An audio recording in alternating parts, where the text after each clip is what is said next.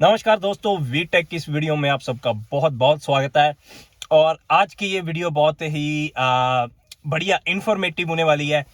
पीछे ही मैंने कुछ दिन पहले मैंने वीडियो बनाई थी एक, जिसमें मैंने बताया था आपको कि हम मोड 6 को कैसे यूज़ करके मिसफायर को डायग्नोज कर सकते हैं।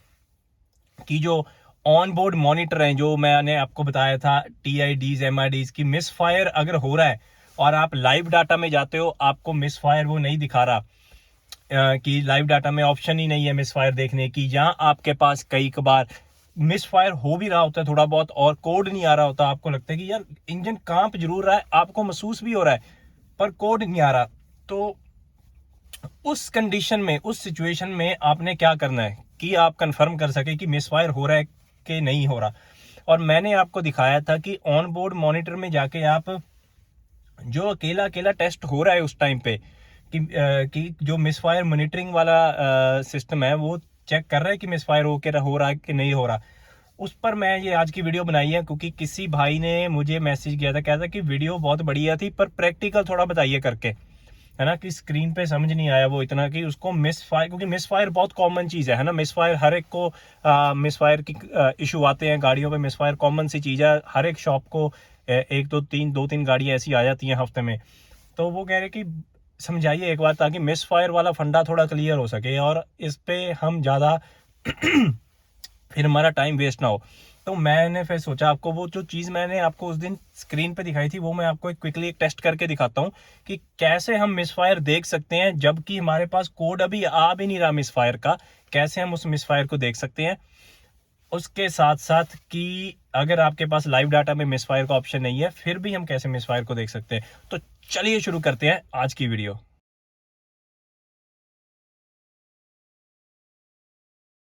दोस्तों, स्कैन टूल मैंने कनेक्ट कर लिया है, गाड़ी हमारी चल रही है और हम सिलेक्ट करेंगे चेक इंजन। जैसे कि मैं आपको हर बार बताता हूं कि महंगा स्कैन टूल का मतलब ये नहीं होता कि अगर स्कैन टूल महंगा है तो ही गाड़ी डायग्नोस हो सकती है। आप सस्ता स्कैन टूल लेकर भी गाड़ी को आराम से डायग्नोस कर सकते हो। तो ये जो ऑप्शन हमने सेलेक्ट किया है ये हर एक स्कैन टूल में आपको मिलेगा, सस्ते से सस्ते स्कैन टूल में भी मिलेगा। इसे यूज करके हम कैसे चेक कर सकते हैं कि क्या हमारा मिसफायर सच में हो रहा है या आपको ही लग रहा है कि अगर हमारे पास कोड नहीं आ रहा।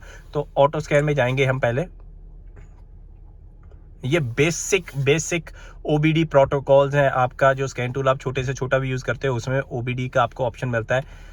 तो ये जो मेन्यू मैंने आपको उस वीडियो में दिखाया था, मोड 6 वाली वीडियो में दिखाया था, सबसे पहले तो हम कोड चेक करेंगे। देख सकते हैं मेरे पास इस टाइम पे कोई कोड नहीं है, कुछ नहीं आ रहा। आप लाइव डाटा में जाते हैं हम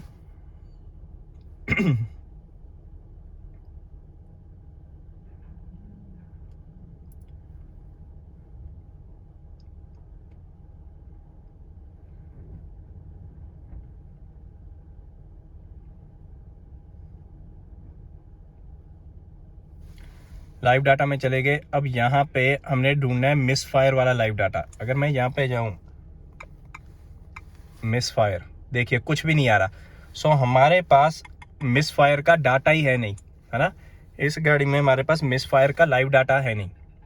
तो मानिए मेरे पास अब ये गाड़ी मिस कर रही है, ना कोड है ना लाइव डाटा में कहीं पे दिखाया जा रहा है कि मिसफायर हो रहा है। कैसे हम चेक कर सकते हैं? हमारे पास ऑप्शन है ऑन बोर्ड मॉनिटर मोड 6 का। मैंने आपको पिछली उस मोड 6 वाली वीडियो में स्क्रीन पे दिखाया था कि मोड 6 का हमारे पास ऑप्शन होता है जिसमें हमारे पास अलग अलग मॉनिटर के इंडिविजुअल टेस्ट होते हैं, है ना। अब वो अकेला अकेला टेस्ट उस टाइम पे क्या देख रहा है वो हमने चेक कर लेना है। अब ये बता रहा है कि मैन्युफैक्चरर स्पेसिफिक इन्फॉर्मेशन है। कौन सी गाड़ी है? ये निसन की गाड़ी है। ये वही आ गई है स्क्रीन जो मैंने आपको स्क्रीन उस दिन टीवी पे दिखाई थी, MIDs TIDs। और हम यहाँ पे जाएंगे मिसफायर पे अब ये आ गए हमारे मिसफायर। देखिए मिसफायर डाटा 00, वैल्यू 00 है, 00 है। मिसफायर नंबर 3 भी हमारी 00 है। मिसफायर 4 भी हमारा 00 है और मिसफायर 6 हमारे पे 2 है तो हमारे पास अब ये देखो बढ़ कहीं नहीं रहे, 00 हैं, सब 00 हैं, सब 00 हैं, है ना। 6 नंबर पे 2 हैं क्योंकि मैंने एक पहले भी टेस्ट छोटा सा करके देखा था वीडियो बनाने से पहले। तो मानिए कि अब हमारे पास गाड़ी है जो मिस कर रही है लाइव डाटा में इंफॉर्मेशन नहीं है, कोड कोई आ नहीं रहा, कस्टमर कह रहा है कि मिस कर रही है, उसे महसूस हो रहा है, आपको भी देखने में मिस हो, जो इंजन मिस कर रहा है वो महसूस हो रहा है, पर पता नहीं लग रहा कि कैसे करनी है। फिर आपने आना है मोड 6 में। मोड 6 में आने के बाद आपने जाना है मिसफायर के इंडिविजुअल डाटा में। अगर आपकी गाड़ी में मोड 6 में ये डाटा है, ये डाटा पीसीएम आपको देता है, ये स्कैन टूल नहीं देता, ये आपको पीसीएम देता है। सो अलग अलग गाड़ियों के पीसीएम अगर आपको अलाउ करते हैं ये स्कैन टूल डाटा देने में, तो ये आपको मोड 6 में मिसफायर का डाटा मिलेगा। अब हमारे पास ये मिसफायर का डाटा है, तो अब मैं क्या करूँगा, अब हम गाड़ी के बोनट के नीचे जाके नंबर 6 वाला जो कपलर है, कनेक्टर है या कपलर कह दीजिए, उसे डिस्कनेक्ट करेंगे। गाड़ी मिसफायर करेगी पर इंजन लाइट ऑन नहीं होगी, कोई कोड नहीं आएगा।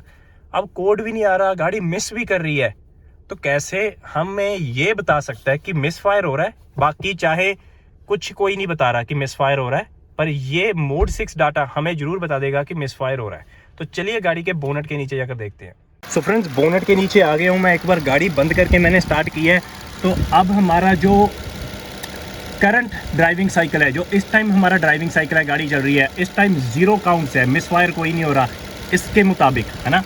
और ये हमारा इंजन है और ये मेरी 6 नंबर की इग्निशन कॉइल है। जब मैं इसे डिस्कनेक्ट करूँगा हमारा इंजन कांपना शुरू हो जाएगा, मिसफायर होना शुरू हो जाएगा। कोड कोई नहीं आएगा जब मैं कोड चेक करूँगा, और कोई लाइव डाटा में हमारे पास इंफॉर्मेशन नहीं है, पर ये मोड 6 डाटा हमें बता सकता है कि मिसफायर हो रहा था। तो हम करेंगे क्या, यहाँ पे मैं एग्जिट करूँगा, मैंने एग्जिट कर दिया है, और कोड चेक में चले जाएंगे। कोड चेक में मैं चले गया हूँ, डीटीसी में यह कह रहा है नो फॉल्ट कोड्स डिटेक्टेड। अब मैं क्या करूँगा, इसे मैं डिस्कनेक्ट करूँगा, दूसरे हाथ से करता हूँ।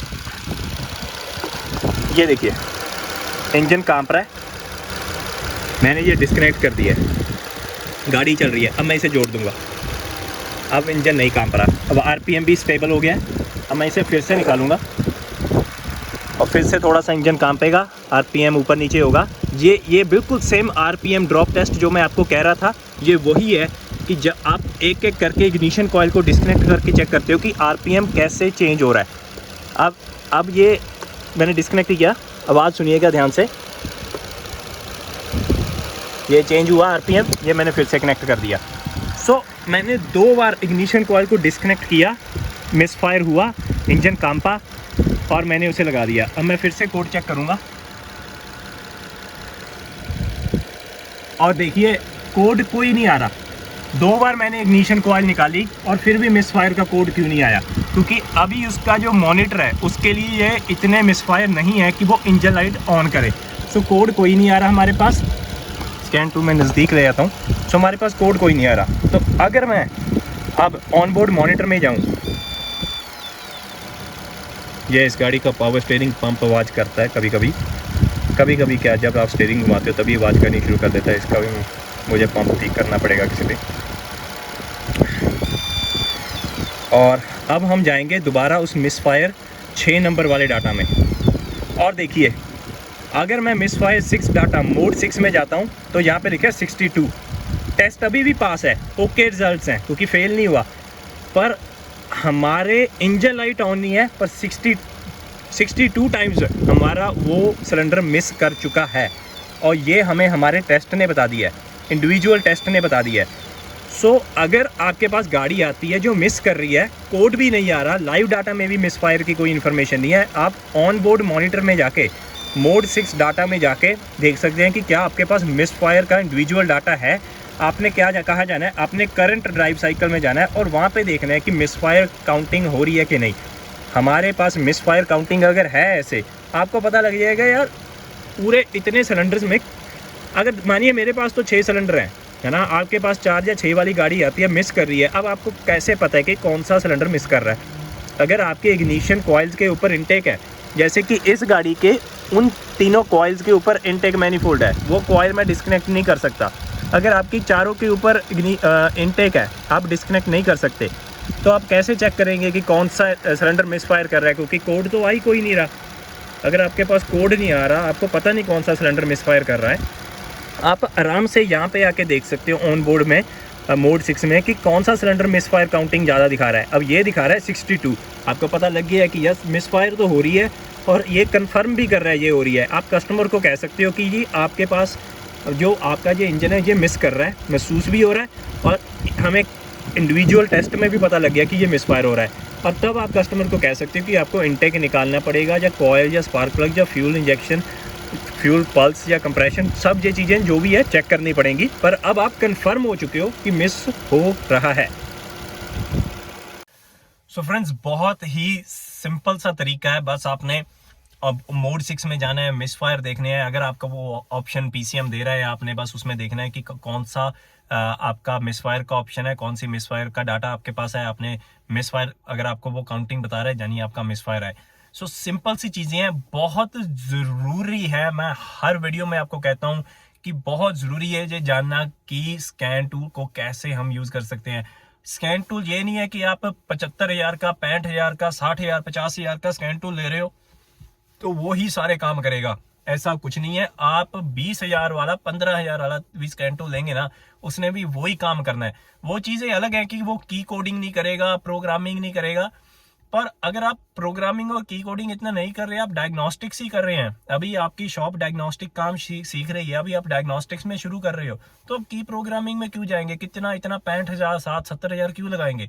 आप आराम से 15-20,000 वाला स्कैन टूल लीजिए जो आपको ये सारी इंफॉर्मेशन दे रहा है। आप उससे आराम से गाड़ी को डायग्नोस कीजिए और पैसा बनाइए। इतना पैसा आपको इन्वेस्ट भी नहीं करना पड़ा, और जितना आपने इन्वेस्ट किया है उतना आपके पास वापस आराम से आ जाएगा जब आप कुछ गाड़ियां डायग्नोस करोगे। सो जानना, अंडरस्टैंड करना बहुत जरूरी है कि स्कैन टूल कैसे चलता है और कौन से ऑप्शन का हम क्या क्या फायदा ले सकते हैं।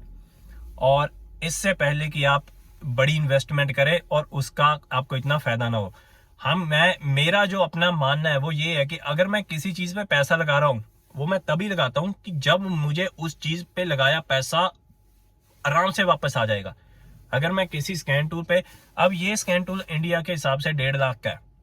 अब मैं यहाँ पे कस्टम जो भी मैं करता हूँ, आपको भी पढ़ाता हूँ, है ना, मुझे वर्थ इट लगता है कि आप लोगों को मैं सिखा रहा हूँ। मैं कस्टमर्स की गाड़ी भी देख लेता हूँ, है ना। तो मुझे ये चाहिए था क्योंकि पहले मैं इससे प्रोग्रामिंग, की कोडिंग, ऐसा वगैरह सारा कुछ किया करता था, अब मैं नहीं करता, है ना। अब ये पढ़ाने के काम आ रहा है मेरे, ज्यादातर आप सबको दिखाने के काम आ रहा है कि कैसे कौन सी चीज होती है। पर अगर मैं चाहूँ तो मैं आराम से सस्ते सस्ता स्कैन टूल लेकर इसे यूज कर सकता हूँ।